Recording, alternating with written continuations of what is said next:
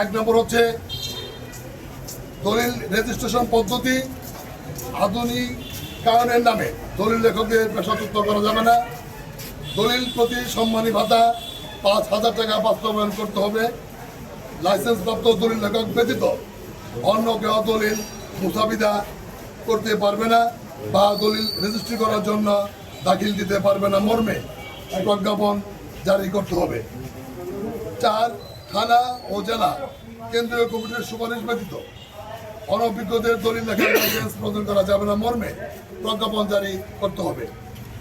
5, থানা ও জেলা কার্যালয়ে সরকারি খরচে দলিল লেখকদের বসার ও নামাজের স্থান নির্ধারণ এবং নির্মাণ করে দিতে হবে।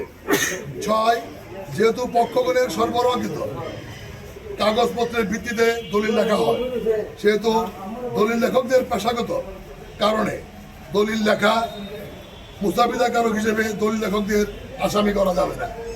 7 নাম্বার, দলিল লেখক কাউন্সিল গঠনের অনুমতি দিতে হবে। এরপরে আমাদের